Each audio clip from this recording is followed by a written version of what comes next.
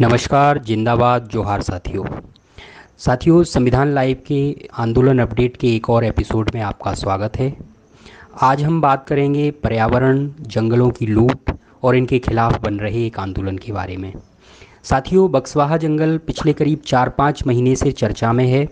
पिछले दिनों भोपाल के गांधी भवन में केन बेतवा लिंक परियोजना और बक्सवाहा में खनन को लेकर 12 घंटे की पर्यावरण संसद का आयोजन किया गया। इसमें 130 पर्यावरण सांसदों ने केन बेतवा लिंक, बक्सवाहा जंगल और शैल चित्र से संबंधित प्रस्ताव पारित किए।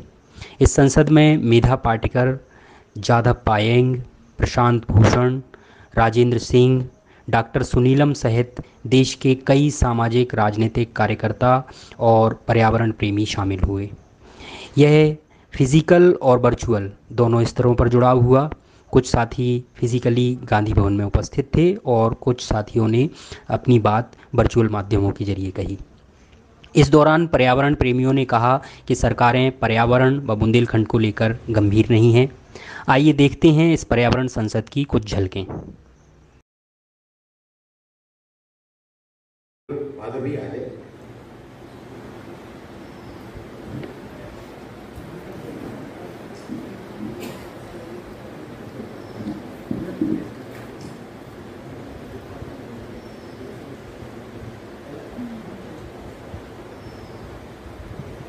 ये इसमें शरद भाई और साथियों की भूमिका है और हमारे जो कृष्णा में 900 प्रोजेक्ट है, नर्मदा में 165 प्रोजेक्ट है।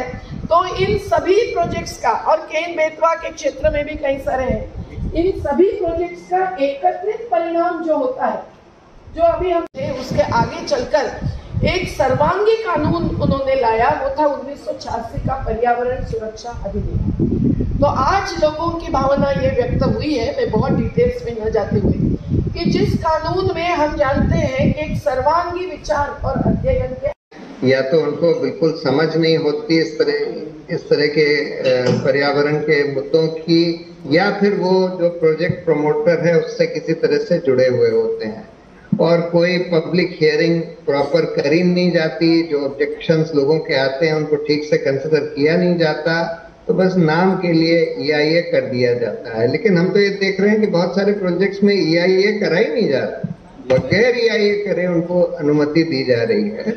और अब तो इन्होंने रूल्स ही बदल दिए हैं कि भाई जो रोड प्रोजेक्ट 100 किलोमीटर से कम के हों उनको कोई EIA की जरूरत नहीं होगी। बहुत सारे उन्होंने हीरे के सामने नहीं है। इसलिए इस संसद में हमें आज दो बातें यदि हम सब सहमति से तय कर सकें कि इस कॉर्पोरेट ड्रिवन डेमोक्रेसी में ये जो आज के पावरफुल उद्योगपति हैं, ये जो हमारे प्राकृतिक संसाधनों पर अपनी मनमानी अतिक्रमण करके, उनका प्रदूषण करके उनका शोषण कर रहे हैं, इस शोषण को रोकने के लिए हम एक आवाज, वो बक्सवा का जंगल हो या वो पन्ना का केन बेतवा लिंक हो, या जो भी इस तरह के प्राकृतिक संसाधनों के लूट के साधन हमारे सामने हैं, चाहे वो गंगा हो। गंगा पर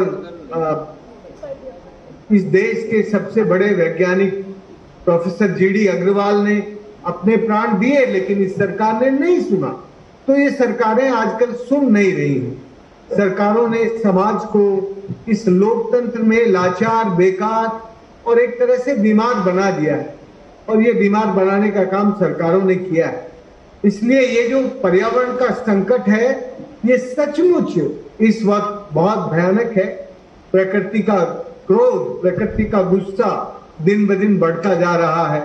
हम सब एक होकर आपके इस बक्सवा के आंदोलन में एक साथ हैं, और हमें हीरे नहीं चाहिए, हमें हरियाली चाहिए, हमें पैसा नहीं चाहिए, हमें प्रकृति चाहिए, हमें भौतिक दिखावटी सुख के नाम पर, सुविधाओं के नाम पर ये लालच पैदा करने वाला विकास का युग नहीं चाहिए। हम अपने पसीने से एक श्रमनिष्ठ समाज बनकर कैसे शोषण, प्रदूषण और अतिक्रमण मुक्त समाज की रचना कर सकते हैं, उस रचना के काम में ये पार्लियामेंट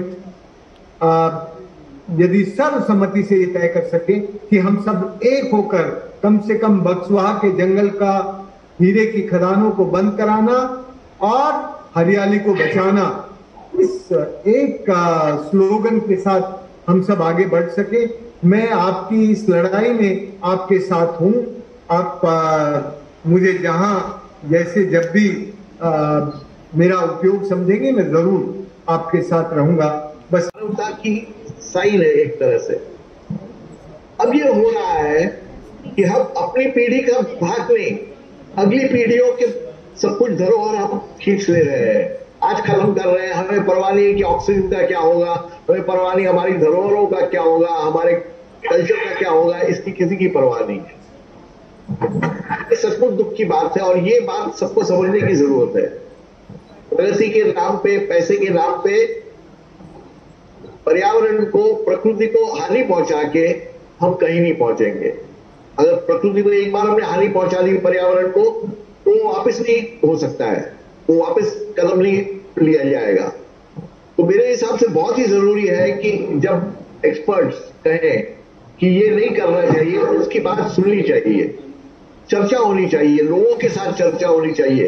2 साल 5 साल बाद भी अगर सब कुछ प्रोजेक्ट ठीक है तो हो सकता है, अगर आपने पर्यावरण को हार्म पहुंचाया तो उसको आप ठीक नहीं कर पाएंगे, ये मुमकिन ही नहीं है। अगर ये सही क्षेत्रों को आपने हार्म पहुंचा दिया, वापस नहीं जा पाएंगे, ये वन वे स्ट्रीट है। कि अगर हम आज नहीं जागे, अभी तो बहुत वर्षों से हम सो ही गए हैं, लेकिन अब जागने का समय है। और ऐसे जागने का समय है कि अगर इनको नहीं बचाया तो मनुष्य जाति का अंत निश्चित है। मनुष्य जाति क्या, कोई भी, मतलब ये पूरा जो है, ये हम परिवार हैं। अगर हम कहते हैं कि वसुधैव कुटुंबकम की बात करते हैं, तो हमें चाहिए कि हमारी ये जो धरोहर है, ये जो हमारी संपदा है, ये सिर्फ भारत की संपदा ना होके पूरे विश्व की संपदा है। और पूरे विश्व का ये एक बहुत बड़ा दायित्व है कि ऐसे शैल चित्र, ऐसे जो पाषाण युग के, और पाषाण युग कब था, तब तो मुझे नहीं लगता कि वहां पर कोई ये था कि ये देश ये है, वो देश वो है, ये भारत है, वो दूसरा देश है, वैसा भी नहीं। इतने साल पुरानी चीजें, इतने साल पुरानी चीजें, ये हमारी पूरी मनुष्य जात की धरोहर। और अगर हम ये सोचते हैं कि ये हमारी भारत की धरोहर है, हमारी संपदा है, तो हमारे लिए बहुत गर्व का विषय। हमें गर्व होना चाहिए कि हमारे देश में ऐसी चीजें मिली है कि जो 35-40 हजार वर्ष पूर्व हमारे पूर्वजों ने, क्योंकि वो हमारे पूर्वज ही हैं, जो भी मनुष्य जाति के पूर्वज है वो हम सबके पूर्वज हैं, तो वो मनुष्य जाति ने उस वक्त, और जब ये कहा जाता है कि तब वहां पर आग भी नहीं थी, मतलब ये था कि इतने पुराने और ऐसे शैल चित्र जो उन्होंने किस प्रकार से बनाए, उसमें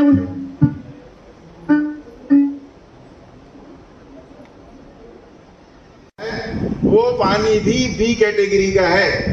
वैज्ञानिक भाषा में बी कैटेगरी का पानी का मतलब होता है meant for outdoor bathing only, केवल नहाने धोने के काम का।